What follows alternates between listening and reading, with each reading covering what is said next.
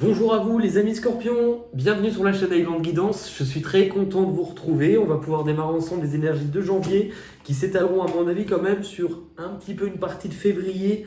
J'ai eu l'impression que ça a été ça pour toutes les guidances pour moi, je sais pas, je vous le dis, vous me direz, mais je pense qu'il y a quand même une partie de février qui est quand même inclus dedans, je, je le ressens comme ça. Euh,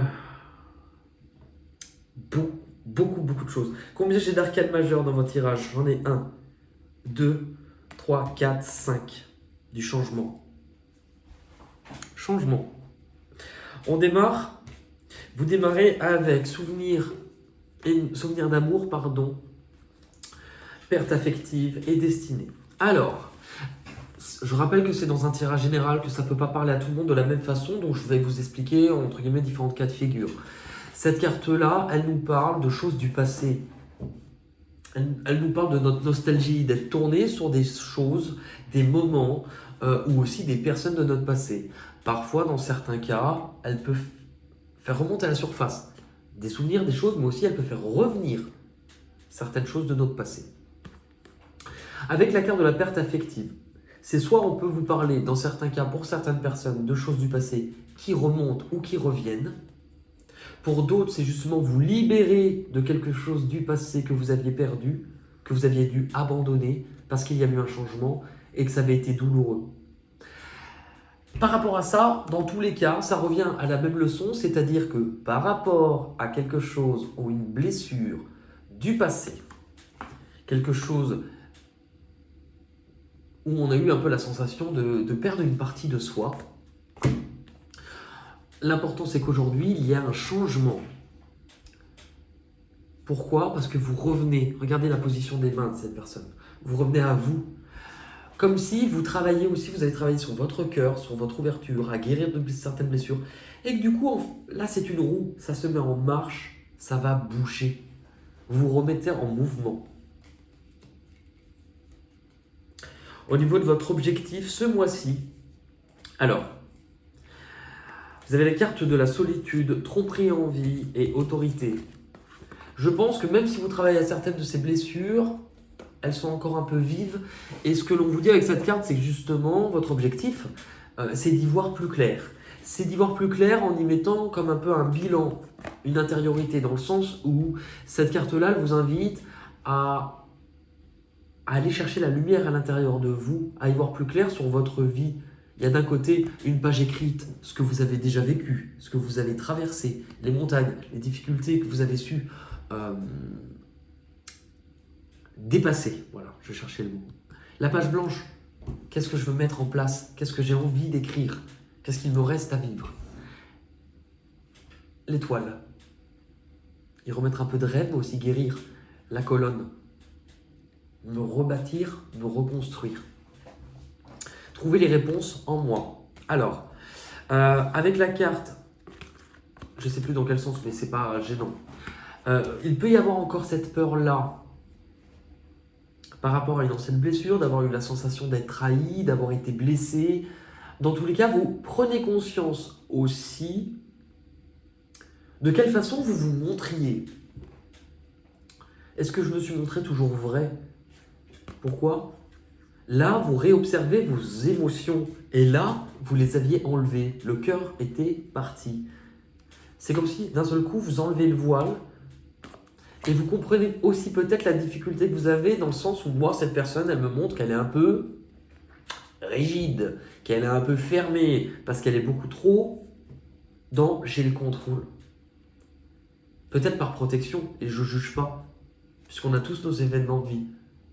Est-ce que vous avez dû vous donner cette image plus fort pour ne pas vous réécrouler, pour ne pas avoir cette sensation, pour ne plus vous faire écraser, dominer, être sous le poids de... Peut-être, et probablement. Mais là, on vous invite dans tous les cas à peut-être accueillir quelque chose de nouveau. Et pour cela, peut-être laisser d'anciennes façons de faire et sortir de votre cadre de référence. Au niveau du passé, cette carte, elle dit que du coup, alors, soit vous hésitiez, soit il y avait différentes options, soit vous ne trouviez pas de réponse, mais que vous étiez en train de peser le pour et le contre, mais que vous étiez dans les doutes, dans les peurs alors, soit dans les peurs de ce que vous deviez laisser, soit dans les peurs aussi d'abandonner votre façon d'être. Le 4, encore une fois, beaucoup de 4. Le 4, c'est le cadre, c'est la structure, c'est de la construction, mais c'est aussi la personne qui est un peu rigide, un peu autoritaire, et la difficulté de sortir de ce cadre. Non seulement dans ce que vous aviez vécu, mais également dans votre façon de vous être construit en tant qu'individu. Et là, justement, ce que cette carte vous dit, c'est que dans tous les cas, il y a eu, vous voyez, une porte refermée, un nouveau départ, que vous ne saviez pas du tout où ça allait vous mener.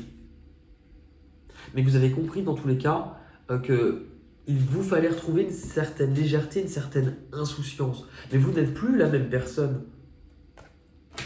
En difficulté à devoir relever, justement, à devoir dépasser, il y a la transformation. Ça nous parle de la carte de la mort. Accepter le changement qui est aussi intérieur pour vous. Accepter dans le sens où, est-ce que la chenille s'inquiète du papillon qu'elle devient? Non, elle est simplement dans ce processus intérieur qui l'emmène à prendre la lumière et prendre sa nouvelle place. Accepter finalement que ce qui est en train de se déconstruire, c'est comme une peau. Tout s'enlève pour vous laisser place à ce qui est vrai. Donc ce que vous perdez, ou le cadre, où vous allez au-delà de ce cadre, acceptez finalement tout ce qui se passe. Acceptez aussi de peut-être ne pas tout contrôler.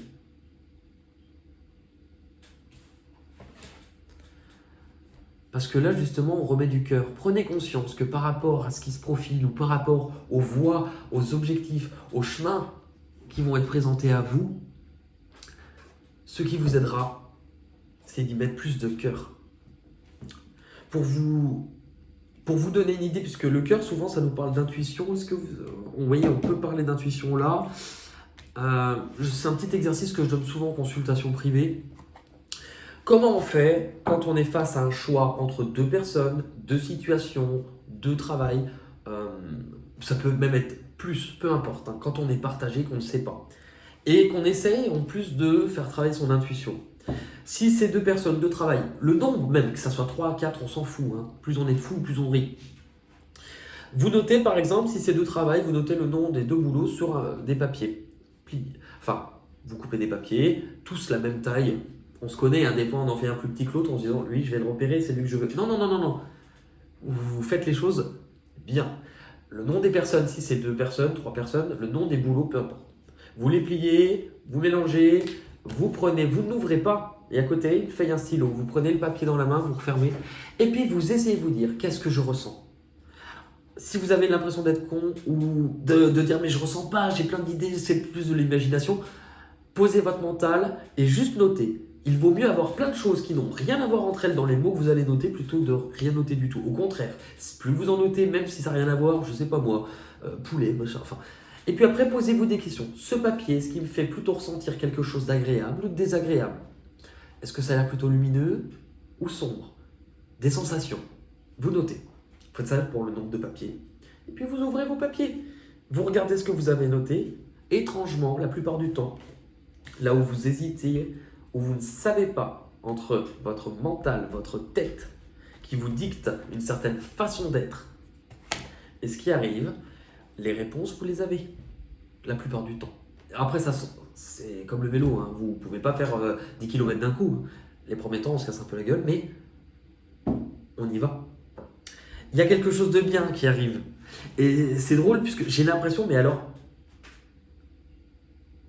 j'ai l'impression que pour tout le monde, pour pas mal de personnes en tout cas, on vous fait aussi rencontrer de nouvelles ou de bonnes personnes. Il y a presque une notion de le destin est en train de se mettre à l'œuvre. Hein. Puisque justement, dans ce qui arrive de l'extérieur, ce qui sous-entend que ce n'est pas vous, et je crois que ceux d'avant les ont eus, et c'était les cancers. Et bien pour vous les scorpions, on vous parle d'une rencontre déterminante, qui n'est pas nécessairement amour, mais dans tous les cas, ça vient lié au cœur. Il y a une rencontre déterminante. La carte d'à côté, enfin, je ne peux pas faire plus clair. Les deux cartes de rencontre, On vous parle d'amour, mais ça peut être quelqu'un de proche, c'est quelqu'un avec qui il y a un lien. Ça peut être une ou un âme sœur, mais l'âme sœur n'est pas nécessairement quelqu'un avec qui vous faites votre vie. Moi, par exemple, j'ai une de mes âmes sœurs, je suis persuadé, c'est ma meilleure amie, par exemple. Mais dans tous les cas, c'est une connexion profonde qui vous aide justement à voir ce qu'il y avait à voir, qui vous aide à remettre de la lumière dans votre vie, qui vous aide à balayer ce qui devait être balayé et à prévoir la suite. Là, en fait, ça vous aide à prendre cette rencontre, va être déterminante sur cette période pour vous aider à prendre conscience de certaines choses, littéralement. Où cela vous mène, c'est hyper intéressant. Alors, pour certains, ça ne peut pas parler à tout le monde, mais en numérologie, le 1 nous parle souvent du côté masculin. Le 1, il est dans de l'action, dans du dynamisme, dans du démarrage. Le 2 nous parle souvent du féminin, puisque le 2, c'est la femme, l'introversion, le monde des ressentis, l'intuition, la créativité. Et le 3 est souvent vu comme la création, comme les nouvelles idées, la gestation. Et parfois, c'est l'enfant, puisque c'est le résultat du 1 et du 2. Et vous avez le 1, 2, 3. 1, 2, 3. 1, 2, 3, nous irons au bois.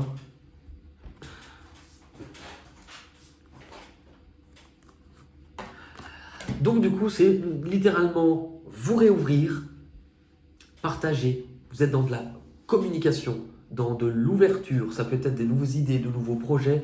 Dans tous les cas, on est sur de l'éclosion, de la création. Il y a quelque chose en fait qui est en train de prendre forme et qui va grandir. Ça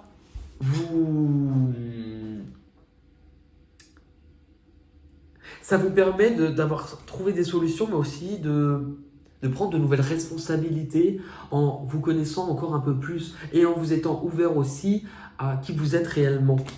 Ça vous fait prendre du recul sur les choses et ça vous fait littéralement apprendre de vous-même et des autres. L'issue, il est trop beau ce tirage. Je crois que j'ai rien de Scorpion chez moi. L'issue de ce tirage, le 3.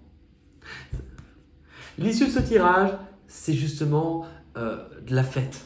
C'est partager des bons moments, des moments plus légers. On peut parler de retrouvailles dans certains cas.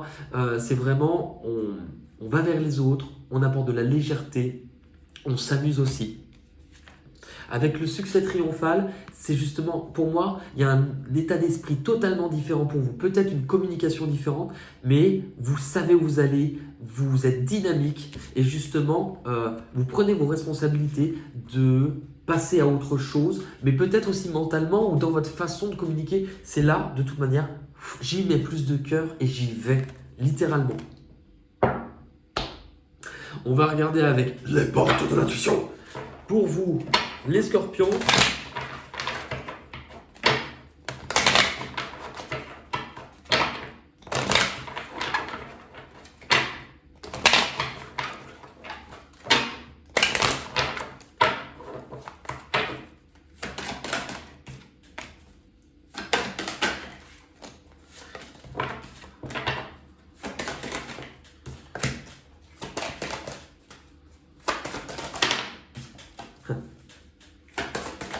ok. L'apprentissage, tout à l'heure, je vous ai dit, tirez des leçons de ce que vous vivez en ce moment même et vous vous sentirez plus vivifié, plus confiant.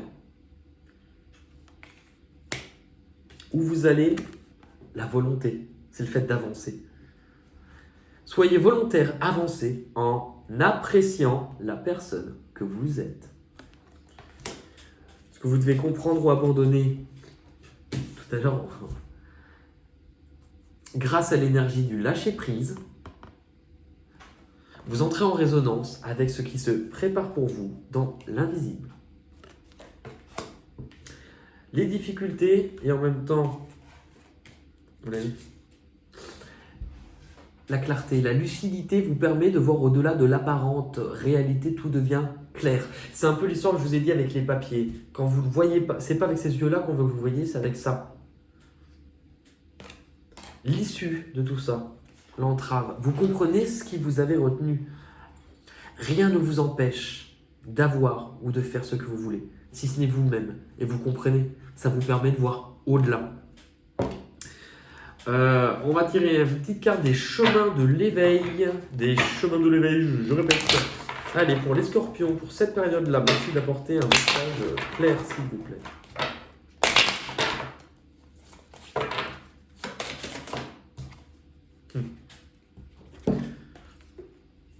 Le rêve.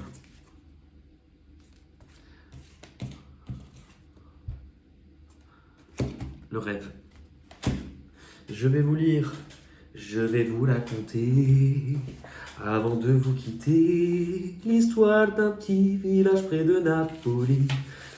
Nous étions 4 amis, au bal tous les samedis, à chanter, à danser toute la nuit. Sergio à la guitare. Allez, pardon, on se reprend. Cette carte vous invite à travailler sur le rêve qui secrètement vous anime, qui est à réaliser ou que vous êtes en train de concrétiser. Pour y parvenir, il vous initie à la trêve, comme un silence intérieur. Un moyen de faire le point sur vos peurs et les transformer en motivation. Cet enseignement vous invite à prendre conscience des barrières qui vous empêchent et à vous apercevoir que cache surtout ce que vous ne vous permettez pas. Elle vous invite à trouver la solution dans l'équilibre qui se dessine entre vos barrières et vos rêves. Cette carte vous rassure sur votre capacité à conquérir vos objectifs et l'on y comprend l'importance de ne pas taire son cœur, car c'est à ce moment-là que gronde le tonnerre. Si vous avez eu cette carte, c'est que vient le temps de passer à une nouvelle étape de votre vie, qu'il est temps de vous écouter et d'agir dans votre intérêt. Combien de temps vous êtes-vous oublié jusqu'à présent ? Le conseil, listez tout ce qui vous retient ou vous limite dans l'approche de votre rêve. Pardon. Puis, parmi vos notes, repérez ce qui n'est réellement qu'une excuse. Seules resteront les choses à travailler. Ainsi, vous verrez que finalement, cela est réellement abordable comme rêve et que vous avez le moyen de l'incarner dans votre vie d'une façon ou d'une autre. Maintenant, listez tout ce que le fait d'intégrer votre rêve apporterait et par là même, remarquez tout ce que vous vous refusez actuellement à vivre. Peut-être vient le temps des objectifs plus que des excuses. Ah, quelle fin!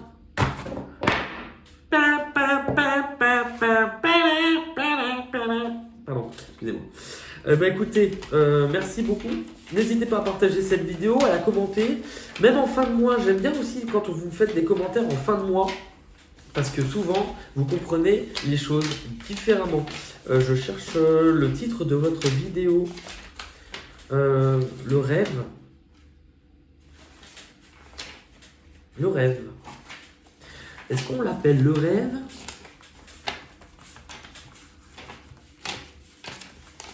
Est-ce qu'on l'appelle le rêve ? Je sais pas. Est-ce qu'on l'appelle...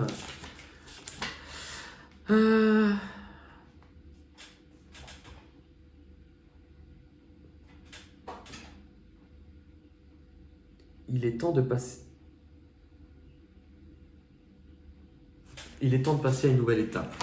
Allez, c'est parti. Oh, je coule. Pardon, non, mais c'est dégueulasse.